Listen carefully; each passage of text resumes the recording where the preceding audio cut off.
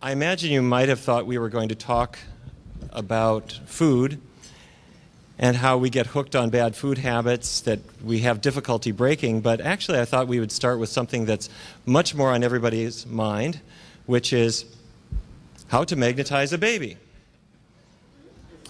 You start with the baby should be 9 to 12 weeks of age, and you sit face to face, 15 inches apart. You mix 1 teaspoon of sugar, 1 cup of water, and mix them together. Take the baby's pacifier, stick it in the sugar water, plunk it in the baby's mouth, and wait for 3.5 minutes. When the timer goes off, stop. The baby is magnetized, and you may walk out of the room. Come back in about 10 minutes later with lots of other people, and what you discover is the baby ignores everybody. The baby looks only at you and gurgles and coos and throws you a seductive shoulder and is really looking at you quite adoringly.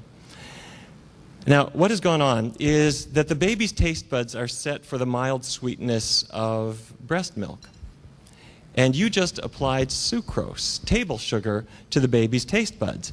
And that triggers a nerve impulse that goes to the base of the brain, and opiate chemicals, cousins of heroin or morphine, are then released in the baby's brain. In turn, they trigger the release of another brain chemical called dopamine, and that is responsible for everything that feels good. And the baby was experiencing this while looking at you. And the baby now associates you with all things that are good. So this is obviously very practical for grandparents. It doesn't have to be your baby. You can magnetize anyone's baby. Hospitals have been trying this, actually. If you have a newborn, I'm talking about 1 day of life or 2nd day of life, and you're going to draw a blood sample, the typical technique is you take a little lancet and stick the baby in the heel and you get a drop of blood out. If you dribble some water in the baby's mouth beforehand, the baby cries just as much as before. But if you put a little sugar into the water and dribble it into the baby's mouth and then stick them, you discover the baby cries much less. What's going on here is that you're triggering the release of opiates, which have a mild anesthetic effect in the baby's brain. And this has no effect, however, if mom was a heroin addict. And can you guess why? Because the baby has been bathing in opiates, of course, for 9 months, and so your little bit of opiate that's caused from the release of the sugar has no effect, okay? So the point being that sugar is essentially a drug. Not necessarily a terribly bad one or a terribly strong one, but it has drug-like effects nonetheless, working through the opiate system in the brain. And when we're grown-up babies, this is the kind of sugar that we take advantage of, and we react in our own way. Well, does it matter? Well, a teaspoon of sugar has only about 15 calories. It's not really a big problem. The problem with sugar, though, is that it gets into everything. It's easy to have large amounts of it piling up. And if you have one of these 20-ounce sodas, that can pack 250 calories of sugar that you didn't need. Now, when I was a kid growing up in North Dakota, we would have sodas every 3 months or something like that at a picnic or a party or something. It wasn't everyday fare. And I remember when the cans came in, our sodas were 6-ounce bottles. When the cans came in, my mother would say, "I can't finish a whole can of soda. I wish I had something that I could use to seal it up and save it for the next day." Well, today, if you go into any store, the smallest bottle you will find is 20 ounces. This is from Coca-Cola's nutrition analysis. 68 grams of sugar and almost as much caffeine as a cup of coffee. So if the sugar weren't a drug effect enough, the caffeine adds to it, and a 12 or 14-year-old kid consuming this is effectively hooked. This is from the Coca-Cola website. That is a lie. Now, help me out here. Tell me if you spot an addicting food. If you see one, just go ahead and call out. Oh, okay, all right. Nobody called out for broccoli, I noticed. Okay. Cauliflower, anyone? Well, okay, all right. This is my friend, Narcan. This is an opiate-blocking drug. A guy is shooting up heroin on the street, and he accidentally misjudges the amount. and he shoots up too much heroin, and he gets wobbly, and he passes out, and his friends know what's going on. He's going to die.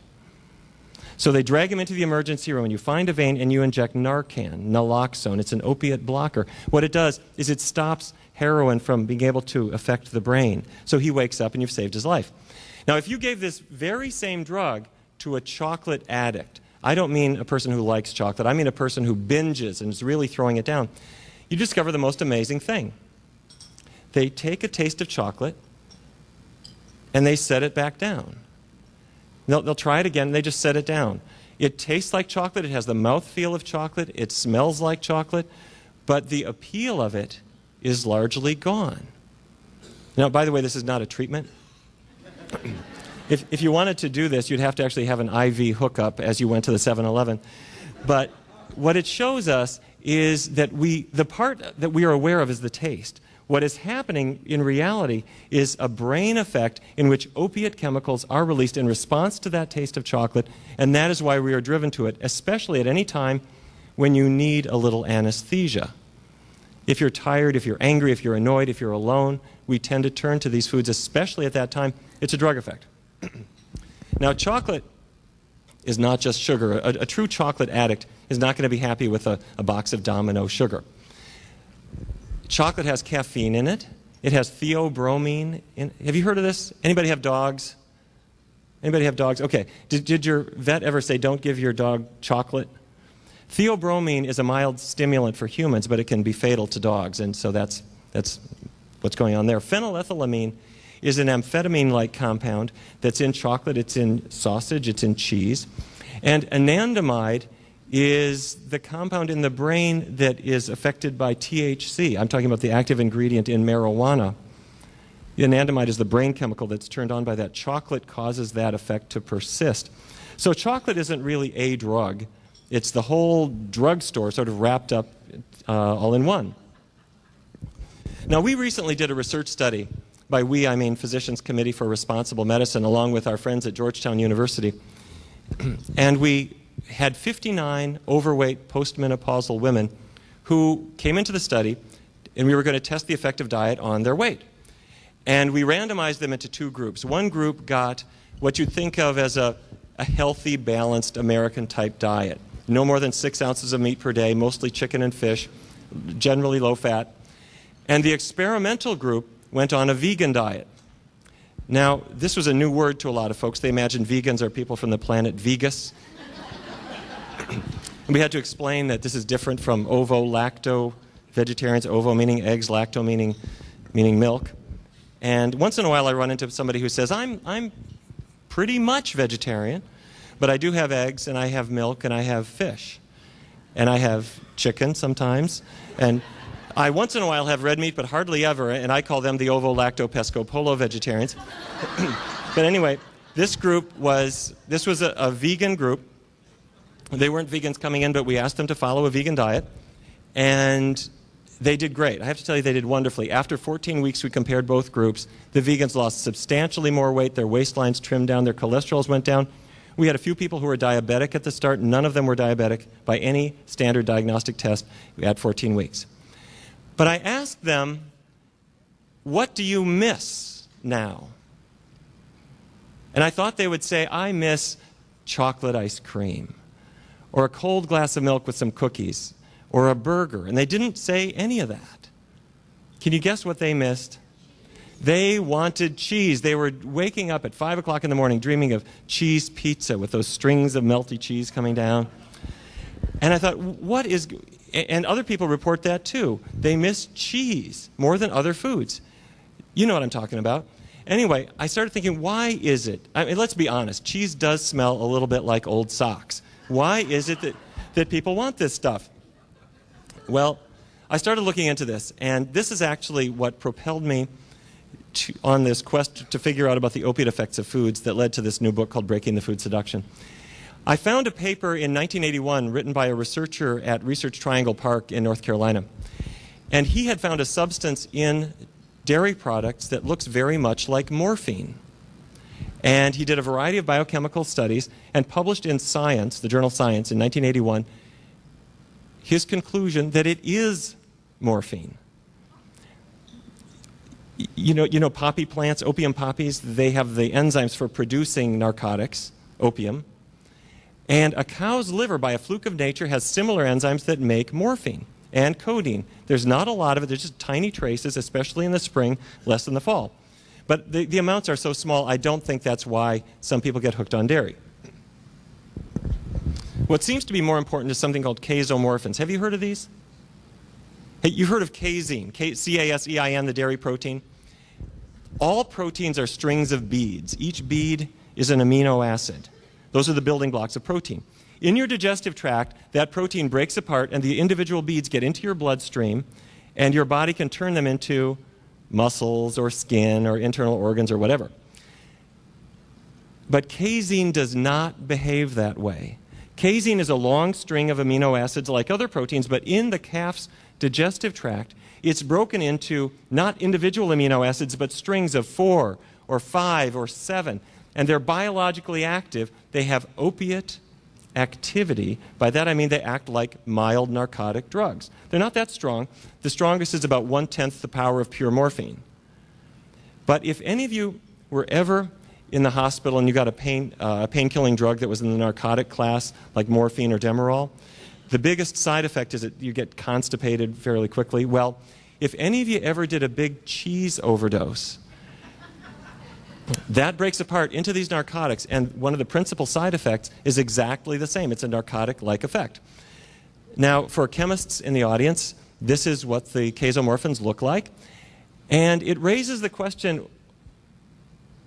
what the heck are they doing there? Why would we have opiate compounds in milk? And I want to offer you my theory. My theory is that nature doesn't like leaving anything to chance. If the baby calf did not like nursing and turned away and said, "Mom, I'm just going to go wander in the woods today," or if a breastfeeding baby turned away from the breast, they wouldn't do well. They wouldn't thrive.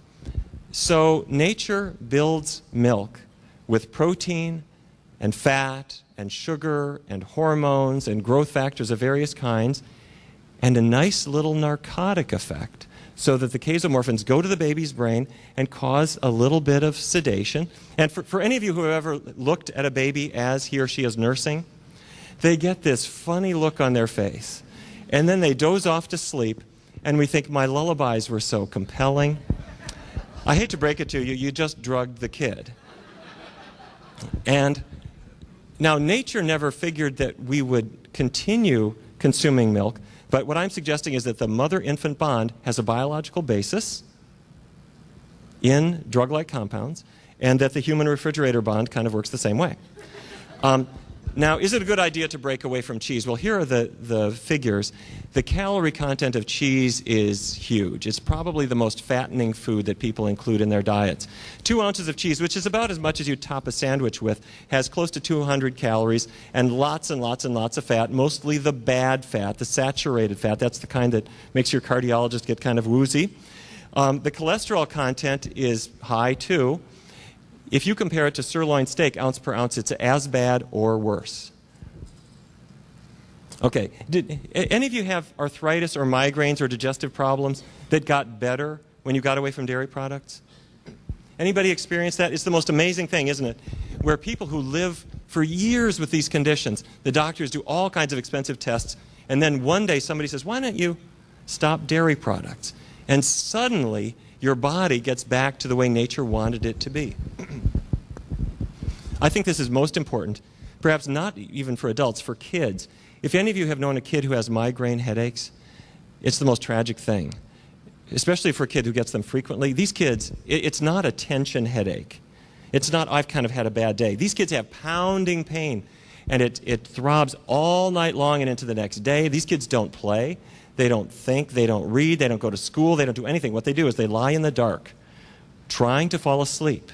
It's because they know that if they can just fall asleep, then they might wake up without the headache. And researchers have found that in about 80% of these kids, you can identify 1 or more diet triggers. When you take those out of their diet, they never have another headache, or very, very rarely. And the diet triggers for migraines are dairy products, chocolate, eggs, citrus fruits, meat, wheat, nuts, tomatoes, onions, corn, apples, and bananas. Now, don't get me wrong, there's nothing wrong with a banana. But if you're allergic to strawberries and you get a rash, you can't have strawberries. If bananas trigger a migraine, that's a problem for you. Dairy is at the top of the list. And arthritis, same story. For many, many people, their joints are just grinding, and when they get away from dairy, they get better. Okay. Let me take a couple of minutes and talk about something that is really critical. Every cancer researcher in America knows this, and other people, it's not on our collective radar screen, and that's milk and prostate cancer. Have you heard about this? It started out as just an observation. If you compare countries that consume a lot of dairy products versus those that have dairy products very rarely, the Scandinavian countries have quite a lot of dairy. North America, same story. We have a lot of, I have no idea what's causing all of this. No, the doctor knows instantly this is alcoholism, and I'm not going to send you down to the liver specialist and the eye specialist and the dermatologist to look at your nose. What we are going to talk about is how to separate you from this condition that is, from this substance that is causing all of these medical conditions. Same doctor's office. A guy walks in. He's had a heart attack. His cholesterol is going up. He has a touch of diabetes. He has high blood pressure, and he's got gout. The doctor now will give him 5 diagnoses, send him to 5 specialists, write 5 different prescriptions, and nobody ever says, wait a minute. It might make sense to think of this as if you are hooked on a substance which is causing all of these to manifest, and when we break that food seduction, all of these things will improve or perhaps even go away. And what I'm suggesting is that is exactly the direction that doctors have to go into. Now, what is the value of breaking the meat seduction? Well, the first is you reverse heart disease, as Dean Ornish has so amply showed. You lose weight.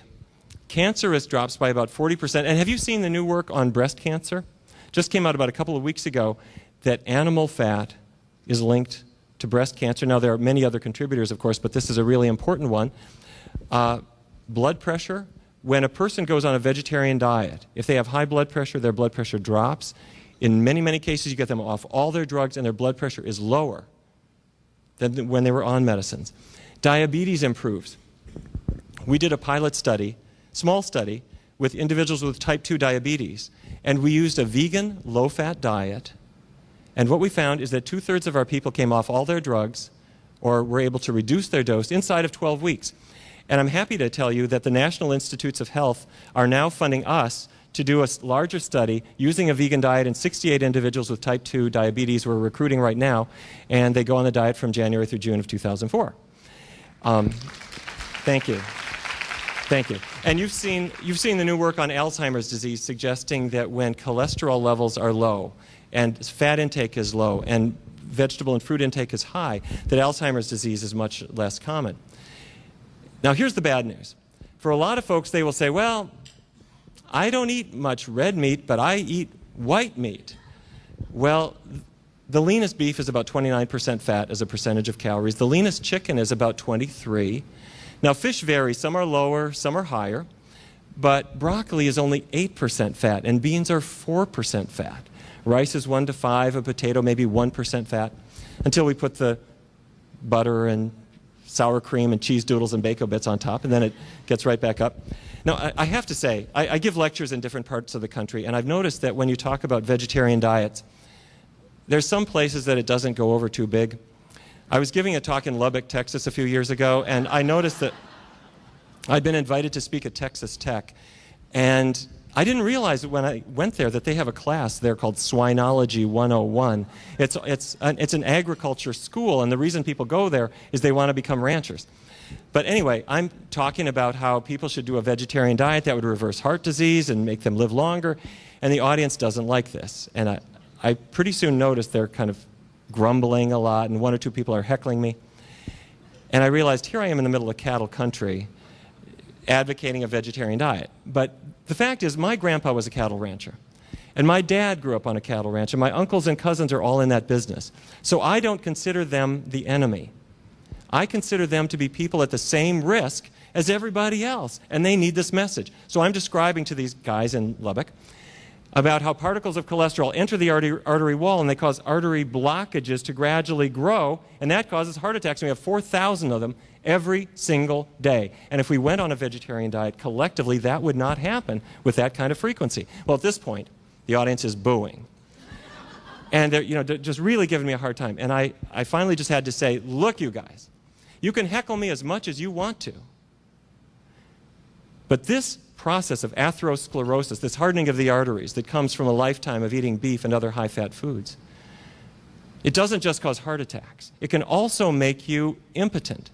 And I had their complete attention for the rest of my lecture. Now, see, I wasn't making this up. By age 60, 1 in 4 American men is impotent. And it's not performance anxiety when you're 60. It's, you see, the coronary arteries that go to the heart muscle, if they get artery blockages, you don't get blood and oxygen to the heart anymore, and a portion of the heart muscle dies. That's a myocardial infarction or a heart attack. If you block the arteries to the brain, you get a stroke or a death of the portion of the brain that artery was leading to. If you block the arteries to any vital organ, are you with me? Okay, all right. You see, the male sexual anatomy is this peculiar hydraulic system that it was obviously devised on a Monday because everything goes wrong with it. But you need a good, vigorous blood supply in order for it to function properly.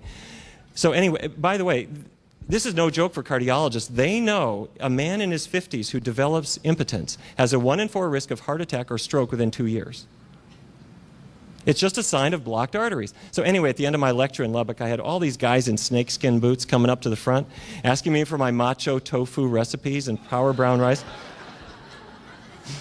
I realized I should stop talking about heart attacks because that doesn't motivate people, but we figured out what does. So now, I want to give you a little bit of bad news, and I want your help. The American Cancer Society is a huge nonprofit organization, and their development department has apparently not figured out what their nutritional scientists know. They're sponsoring an event in Atlanta called the Cattle Barons Ball, which has as its principal coordinators the owners of the Buckhead Beef Company. And these are phenomenally wealthy people in Atlanta, and they're trying to raise money for cancer. Now, cancer researchers, if there's one thing that is really clear, it's that individuals who eat a lot of beef have more colon cancer, probably 300% more than other people. Saturated fat is linked to breast cancer, so why is the American Cancer Society doing this? Well, it's not just doing it in Atlanta. They're doing it out here. They're doing them all around the country, having people dress up in cowboy attire and go in, and they are served ribs. And they then give money, and you know where the money goes? We're afraid of telling the truth about cancer. We say, get your mammogram, get screened so that we find it. Now, I want to find cancer if it's there, but I don't want it to be there. Or let's raise money for better treatments. Well, if you've got it, let's treat it. But there's a third step, and that's to prevent it from happening, and that is never going to happen if we don't separate ourselves from the things that cause it. Now, I know that you all know this, but when you get to have a big charity like this, they're afraid of telling the truth. They're willing to beat up on tobacco now because everybody else is. But what we have to say is that we should not have the meat-based diet that we have in America if we ever intend to tackle cancer. So, just this morning, I was on the phone with the chief scientists at the American Cancer Society saying you have to cancel this event, or you have to retheme it. They were going further. They were actually planning to run live cattle through the streets of Atlanta as a promotional PR stunt, and they're having pig races at the event to try to make people get into this theme about agriculture is your friend and so forth, and it's complete nonsense. It has to be stopped. Would you do me a favor? Would you write down that number on your screen? And would you please call them and say, please don't do this. Let's get serious. We have to do what we can to stop cancer. Or else, at the end of my presentation tonight, I'm going to give our website, PCRM's website. Click on there. I'll give you all the details there as well, okay? I am quite convinced that thank you. They mean well. They just need to hear this message. And if we work together, we can get them to do the right thing, too. Okay, let's say I want to break free. I'm convinced I'm ready to change my own diet. Well, what do we do? What I suggest you do is we're going to take a 3-week period, and during this period of time, we're going to start with a healthy breakfast. Why? Because if your breakfast is really high in fiber, it keeps you full during the morning, so you're less likely to fall prey to the donut tray that is walking by work at about 10:30 that morning. Now, when I was a kid growing up in Fargo, North Dakota, my mom cooked us different kinds of breakfasts. The typical thing was her 5 kids would get out of bed and we'd go down to the kitchen, and my mother would take a fork and she would pull hot sizzling bacon strips out of the frying pan and put them on the paper towel to drain. And when the bacon was all out of the frying pan, she would carefully pick up that hot pan and tip it over to pour the grease into a jar. And she would take that jar of bacon grease, and she didn't stick it in the refrigerator, she put it on the shelf. Now, why don't you have to refrigerate bacon grease? Because when it cools down, what happens?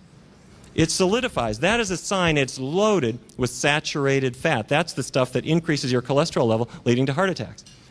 So the next day, my mother would take that jar off the shelf, and she'd spoon the grease back in the pan and fry eggs in it for her kids. And it's amazing that any of us live to adulthood, as I reflect on it now. Problem was, that's a very seductive meal at the time, but there's no fiber in it. Eggs don't have fiber. Fiber means plant roughage. So at 10 o'clock in the morning, her kids were all hungry again. Well, you're a growing boy. You ought to have a good appetite. You ought to be hungry. Wait a minute. If you give that same kid a big bowl of old-fashioned oatmeal that's high in fiber with cinnamon and raisins and some sliced strawberries, they're not hungry, and you can measure how much they snack. It's noticeably less later in the day. You give them a high-fiber lunch, same story. Okay, secondly, you want to choose foods that keep your blood sugar steady. I'm thinking of the bean group: beans, peas, lentils, green leafy vegetables. Fruits are okay. Pasta is actually okay. A lot of folks are afraid of pasta, but if you measure a person's blood sugar, it does not spike and fall the way something like white bread may cause it to do. For dieters, some dieters shoot themselves in the foot by eating too little. If you don't eat enough food, you binge later. So use the rule of 10. All this is you take your ideal body weight, multiply by 10, and the number that gives you is your calorie minimum. So like for me, let's say I should weigh 150 pounds times 10, that's what? 1,500. I can eat more calories than that, but I should never eat less than that, because if I do, I'm definitely set up for a binge. I'm a bigger guy. I should weigh 200 pounds. I need at least 2,000 calories if I'm ever restricting and dieting and counting every last calorie. Never go below your rule of 10. Better off, you really don't have to count calories at all if you're on a healthy, low-fat vegan diet. Now, craving cycles, if every day about 4 o'clock you're plugging the quarters into the candy machine, or every night at 8 o'clock your refrigerator is magnetic, you need to forget about food. You need to focus on time. From about an hour before to an hour after your time vulnerability period, do something that is inconsistent with eating. Go for a walk, go to the gym, go to the movies, if somebody will escort you past the concession. And what you'll find is in a couple of weeks, foods never scream out at you to quite that degree. If you're a young woman and you have a monthly cycle where chocolate screams out at you at that special time of the month, we did a study a couple of years ago where we used a low-fat, vegan, high-fiber diet in a group of 33 young women as a means of tackling menstrual pain. And all it does is very low-fat foods reduce the amount of estrogen in the blood so that you don't have these ups and downs of estrogen. At the end of the month, the hormone shifts are not so pronounced. Cramps are reduced, PMS is reduced, cravings are reduced, unless you had a double bacon cheeseburger any time in the month, in which case there's enough fat to increase the estrogen production right back up and you run into problems at the end of the month. Okay, exercise and rest. A lot of us really don't exercise much during the day. And as a result, when we lie down to sleep, our brains are kind of wired, but our bodies aren't really fatigued, so we don't sleep very soundly. But if you look at kids, you know, kids run around all day and they lie down to sleep and they're like comatose. Well, if you get some more exercise in your routine, go to bed just 10 minutes early. What you find is you wake up the next day with a little bit better resolve against the cravings that might come by. So if you put all of these things together, you start with a healthy breakfast, you're eating an adequate amount of food, you're holding your blood sugar steady, and you feel well rested, the cravings just don't matter to you so much. But there's two other things that I think are important to do. One is don't do it alone. Grab somebody else and say, you know, we are cheese addicts. Let's go together to the Betty Ford Cheese Clinic, and we're going to get fixed. Social support really matters, and also other motivators. If I'm telling an 18-year-old kid that he should avoid dairy products, and if he does, he won't get prostate cancer, he just stares at me blankly. An 18-year-old young man, he doesn't have a prostate. Or, well, if he does, he doesn't know where it is, and he's not sure how to spell it. But on the other hand, an 18-year-old kid is an environmentalist. They don't eat meat for that reason. Or they're an animal rights activist, and they've heard the numbers. Americans now eat 1 million animals per hour. And for young folks, that means more to them than anything. Or if I have a 40-year-old guy who quit smoking, he did not quit smoking for himself.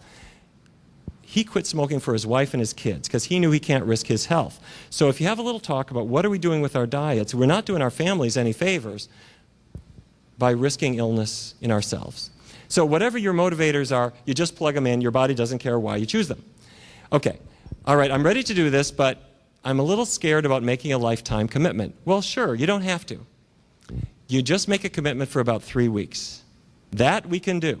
So during a 3-week period, if you're new to any of this, you use the new 4 food groups, and that means grains, the legume group, the bean group, vegetables and fruits, and all the wonderful foods that they turn into. I like to encourage people to take a multiple vitamin for vitamin D, which ought to come from the sun, but for a lot of folks in parts of the country where there is not much sun or they're working indoors all day long, the vitamin will give them that, and vitamin B12. And before you start your 3-week period, do a little experimenting and figure out which foods you might like. So these are some from Breaking the Food Seduction, but there are many, many more out there, many wonderful choices of books that will guide you along. And then once you're ready, and you know what you're going to have, do it 100%. If you're now ovo-lacto, now's the time to go vegan. If you're not yet ovo-lacto, now's the time to go all the way and get all that stuff out of your diet. Don't stick your toe in the swimming pool. Jump in and see what the water is like. And the reason I say that is if you have a healthy meal on Wednesday and another one on Sunday, your cholesterol does not fall. You don't lose an ounce. If you have diabetes, it does not get better. It works to do it all the way. But you only do it for 3 weeks. Now, the nice thing about this is what you weren't expecting is that 3 weeks is all the time you need to adapt. Think back. How many of you ever switched from whole milk to skim milk? Let me see. Okay, when you did, how did the skim milk taste at first? Watery, kind of horrible. But then after 3 weeks, what happens? It tastes okay? Okay. Did you ever go back and then have whole milk again? What did that taste like? It's thick, it's greasy, it's creamy. Well, your whole life it was okay until you had a 3-week break from it, and now you can't drink it anymore. I'm going to tell you a secret. Your taste buds have what is, for all intents and purposes, a little thermostat that is your food preference. You have one for fat, one for sugar, and one for salt, and it's set based on what they have been in touch with over the preceding 5 or 6 days. So if you go low salt tomorrow, I guarantee you'll hate it. If you stick with it, you will adapt, and then you will not, you'll go to the movies and somebody will put all kinds of salt on the popcorn, you can't eat it. If you go to a totally low-fat vegan diet and if this is not your routine, for the first day or two it seems odd, it seems too light, but you start to adapt, and then after 3 weeks you go out and say, I'm going to have that double bacon cheese monster burger, and you do, and it doesn't really taste like what you had hoped. The preferences for today are set by what you had yesterday, and so that's why we have a clean break, but just for a short period of time. And the last tip is actually something that my mom taught me. My mom lives in Fargo, North Dakota with my dad, and she had a very high cholesterol level. And I kept encouraging her to change her diet, and she would not pay any attention to me. And for a long time this went on. She just ignored all my advice, and I finally realized why this was. And the reason is I'm her third-born child. Are any of you third-born children? Okay, is this not true? Your parents never paid attention to anything you ever said. You see, you know this is true. The first child, you pay a lot of attention to them. The first nonsense syllables they utter, you write it down, you call grandma. And when they take their first steps, you take a lot of pictures. And the photo album is page after page after page after page of child number 1. And then child number 2 comes along. There's very few pages of that kid because they've seen what dribbling toddlers are like. Now, the third-born child, you can be looking at your mom in the eye, and you can say, Mom, you've got hypercholesterolemia. You probably have atherosclerosis. She just thinks it's cute, you know big words. That's it. She's paying no attention at all. So anyway, my mom goes to her doctor. He says, Mrs. Barnard, sit down. You've been dealing with this high cholesterol level for too long. I'm writing a prescription for you now for some cholesterol-lowering medication. I want you to take it. She says, okay. How long for? And he says, I don't think you get it. You're going to take this medication for the rest of your life. And she says, well, wait a minute. I have to think this over. And she goes home, and she picks up a book that I wrote called Food for Life. And Neil told me that if I made these recipes, my cholesterol level would fall. She does it. My mom becomes a vegan. And 6 weeks later, she's been a vegan this whole time, she goes back to her doctor. Her cholesterol has dropped 80 points.